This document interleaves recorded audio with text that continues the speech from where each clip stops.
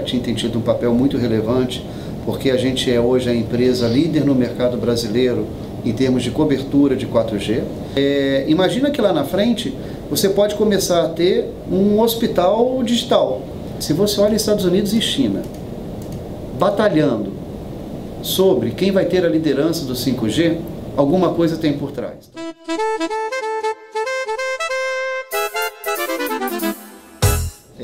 Voltando um pouquinho lá atrás, quer dizer, o ciclo de conectividade, ele teve aí uma primeira onda que era conectar os locais, as residências, que foi com a telefonia fixa. No Brasil, para ter uma ideia, a gente está falando aí de 68 milhões de domicílios. Depois teve um segundo ciclo que era conectar pessoas, e aí esse foi cumprido com a telefonia móvel celular. E aí a gente está falando de um ambiente de 207 milhões de pessoas. Hoje a taxa de penetração de uso do celular no Brasil já supera 100%. Só que agora a gente está vendo que vem um terceiro ciclo, que é o ciclo justamente da internet das coisas, que é conectar dispositivos. E aí a gente não está falando de 70 milhões de residências, nem 207 milhões de pessoas, mas está falando de alguma coisa que vai chegar à ordem de bilhões de dispositivos. Para você poder endereçar esse crescimento de conexão, você precisa também evoluir tecnologicamente. Então lá atrás, para conectar as pessoas enquanto voz, o 2G se mostrou extremamente eficiente. Agora a gente tem surfado bem a onda do 4G, a TIM tem tido um papel muito relevante, porque a gente é hoje a empresa líder no mercado brasileiro em termos de cobertura de 4G. Não só cobertura em número de cidades, mas também cobertura do que a gente chama de availability, que é como a gente cobre as cidades. Quando a gente pensa sobre o 5G, ele na verdade traz três diferenças muito significativas comparando com o 4G. A primeira é a própria questão da velocidade, ou do throughput, ou a vazão, ou seja, o volume de dados que a gente consegue entregar. Então, enquanto que na conexão 4G a gente está falando alguma coisa de 20 megabits por segundo, 30 megabits por segundo, no 5G já se começa a falar de 1 gigabit por segundo. O segundo ponto do 5G é a baixa latência. O que é a latência? Ela é justamente o tempo que a informação leva do ponto A até o ponto B. Quanto menor a latência, significa que menor é o período que a informação leva para percorrer essa distância. Por que isso é importante? Quando você começa a falar de internet das coisas ou IoT, você tem coisas mais básicas, mas você começa a ter aplicações do que a gente chama de missão crítica. Então, por exemplo, se eu estou fazendo a operação de uma máquina industrial à distância, que pode ser numa mineradora, ou um carro autônomo, ou uma colheitadeira no setor agrícola, a cada movimento que eu faço remotamente, a resposta tem que acontecer imediatamente do outro lado.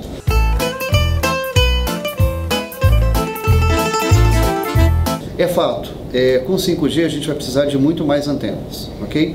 Mas mesmo hoje, já olhando o desafio do 4G, o número de antenas do Brasil, ele já é inadequado quando você pensa não só na topografia, mas na extensão territorial, que você pode colocar a antena com dois objetivos, o objetivo de cobertura ou de capacidade. Se a gente fala sobre cobertura, a extensão do Brasil a ser coberta, a gente está falando de 8 mil quilômetros de norte a sul. Quando você fala sobre a questão da capacidade, a gente está falando de um mercado endereçado de 200 milhões de clientes, e ainda com cidades como São Paulo, que é uma das maiores metrópoles do mundo. Então esse desafio da capacidade da extensão demandam do Brasil muita antena ainda para o 4G. Só para você ter um número, no Brasil as operadoras têm em média entre 18 e 19 mil antenas cada uma. Esse número é muito próximo ao número que cada operadora tem na Itália.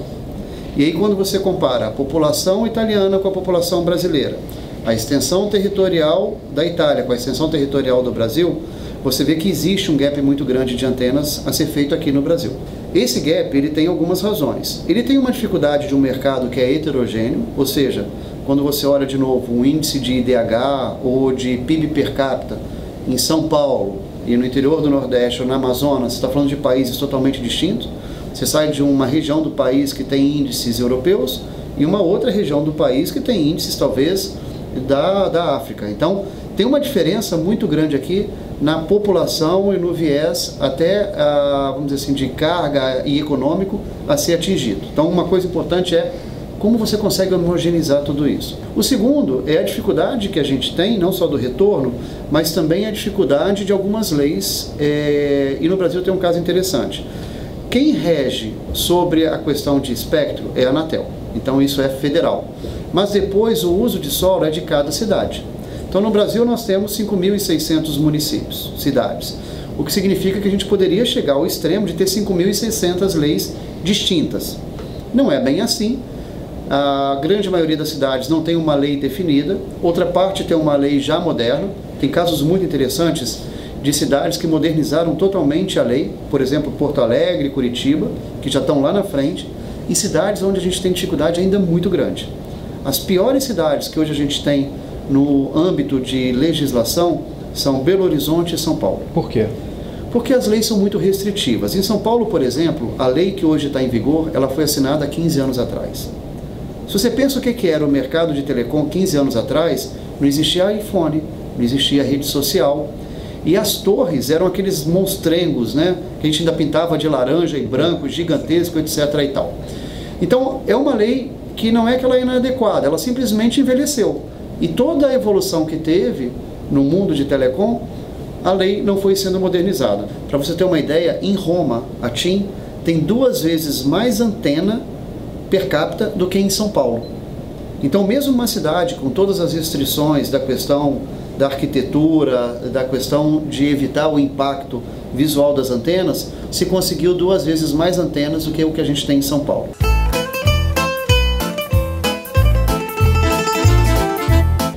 Basicamente, o que é o Biosite? Ele é um poste de iluminação aonde a gente aproveitou toda a redução que tem do tamanho dos equipamentos e a gente insere esses equipamentos dentro do Biosite. Então, quando você olha um Biosite, você vê um poste de iluminação. Você não consegue diferenciar ele, a menos que você tenha um olhar muito clínico, você não diferencia ele do restante. E o que a gente mostrou lá na prefeitura, lá em São Paulo, é que o Biosite, apesar dele não trazer nenhum impacto do ponto de vista de poluição visual, que o tempo de execução da obra é de 1 dia, ou seja, não tem nenhum transtorno urbano, mesmo assim ele é visto exatamente sobre a ótica da lei da mesma forma de uma torre de 100 metros de altura, que pesa N toneladas, ou seja, a maneira que os dois são tratados é exatamente a mesma. Por quê? Porque essa tecnologia não existia 15 anos atrás.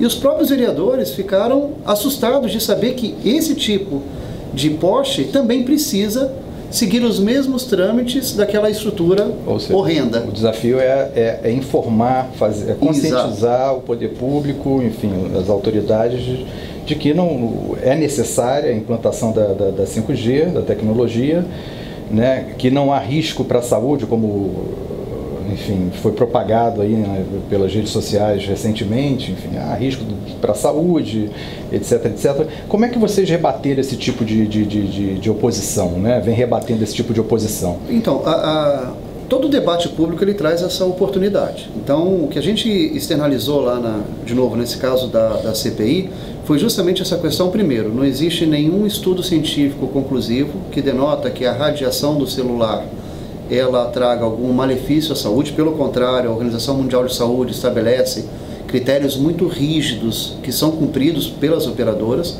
A Anatel ela segue esses critérios quando ela nos autoriza a fazer cada uma das torres. E uma coisa interessante é que é um contrassenso, porque as pessoas acham que ter uma torre perto é pior. Na verdade, ter uma torre perto é melhor. Só para te comentar o porquê, da mesma maneira que a torre manda o sinal para o celular manda sinal para a torre. Se a torre está muito distante, o celular precisa emitir a frequência com muita potência para chegar até lá. Se a torre está mais próxima, essa potência é menor. Então, onde você está mais exposto à questão da irradiação é menos na torre e mais no seu celular, porque ele está próximo de você.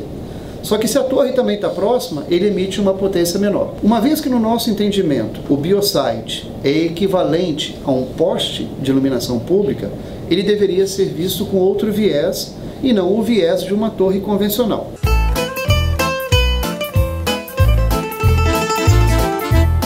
Agora, o 5G vai muito além de só dar conectividade para o fixo e para o móvel.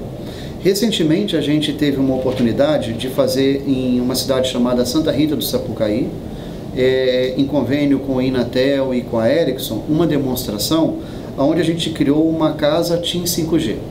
Onde era uma casa em que a gente dedicou cada pavimento a um tipo de conjunto de aplicações do 5G. Então, um pavimento dessa casa, nós tínhamos aplicações mais voltadas para o mundo business.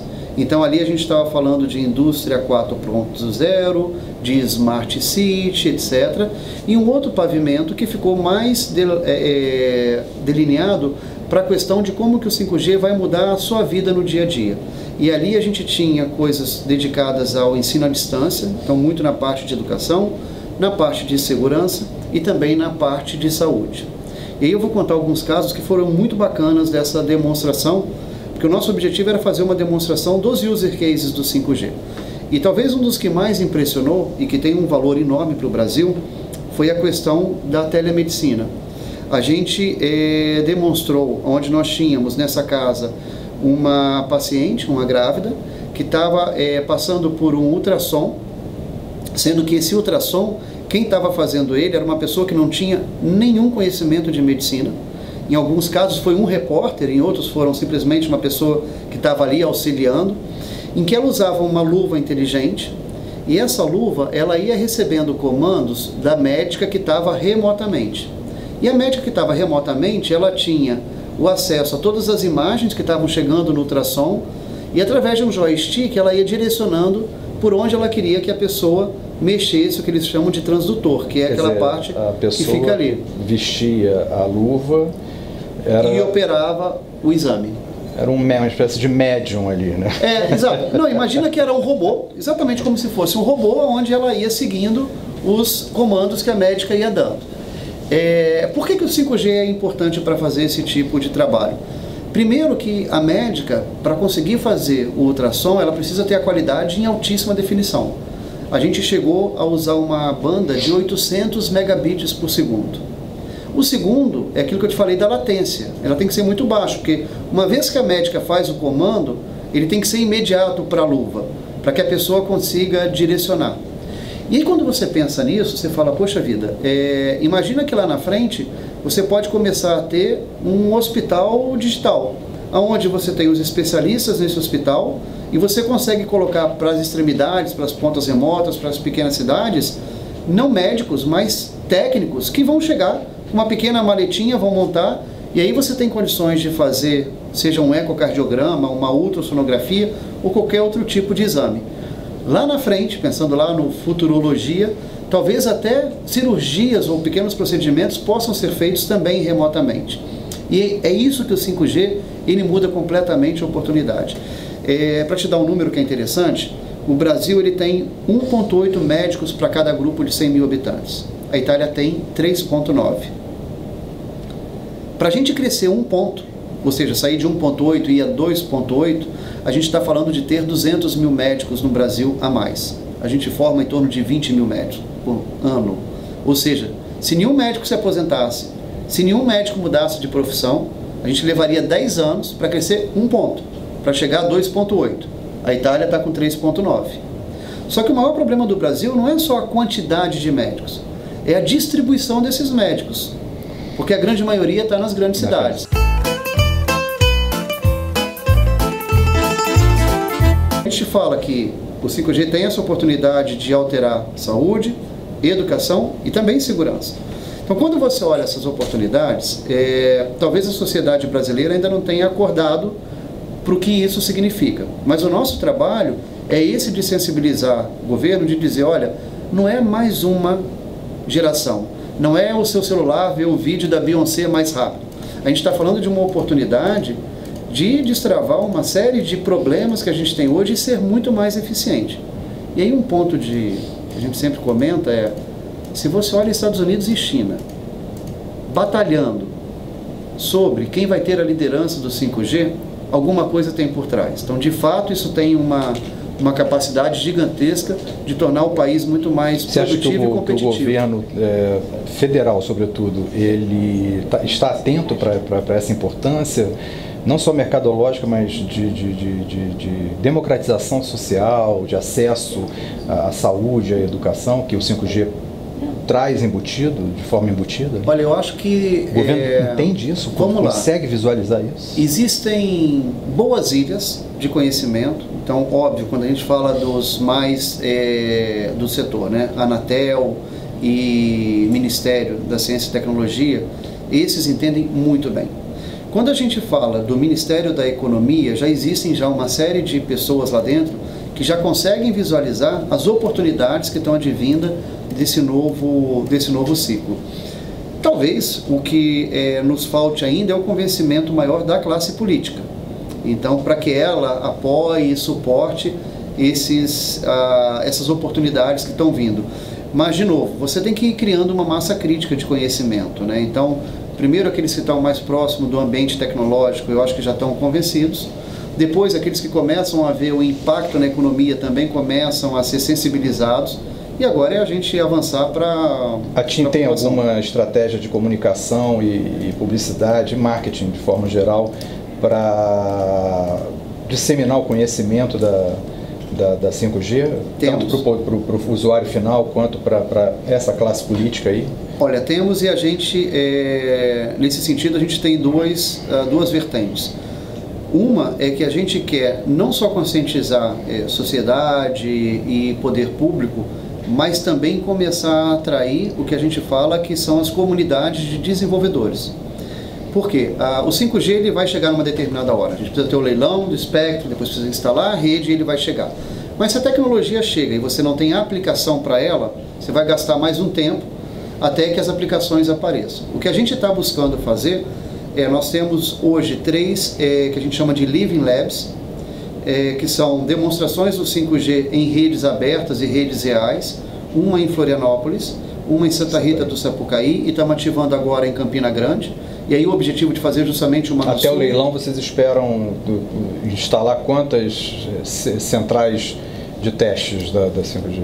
Vamos fechar em 4, tá? Então tem esses 3, que são os Living Labs, o último é em Campina Grande, que é no Nordeste, e esses 3 a gente está fazendo em ambiente que casa universidade e centro de desenvolvimento e pesquisa. Então a ideia é justamente começar a mobilizar os times para que comecem a pensar em aplicações para o Brasil no 5G. Então nós temos esses três casos, e o 4º caso é um caso que a gente vai fazer uma cobertura indoor, dentro de um prédio, que vai ser no Cubo do Itaú, que é o maior centro de inovação da América Latina, de startups. Lá no Cubo, a TIM já é uma das empresas mantenedoras do Cubo, então a gente já participa do Cubo há mais de 4 anos, e agora a gente vai cobrir lá dentro com o 5G, para que justamente as empresas que estão ali comecem a ver como é que a tecnologia traz essa oportunidade e comecem a pensar em aplicação. Cada um desses pontos, quando a gente está fazendo a inauguração, a gente tem convidado também autoridades para ver o quanto que aquilo pode ser interessante no conceito de um Estado mais eficiente. O aparelho, o celular em si, que vai comportar a 5G, vai ter uma diferença de custo muito exorbitante em relação ao aparelho que comporta 4G hoje? Ele nasce com um preço muito... Não é que ele vai ser muito mais caro, mas ele inicialmente só vai estar disponível para as que a gente chama de alta gama, né? O iPhone X ou o Samsung S10, vai vir outras versões, mas só para esses aparelhos alta gama. Só que a adoção do 5G no mundo ela tem sido mais rápida do que do 4G.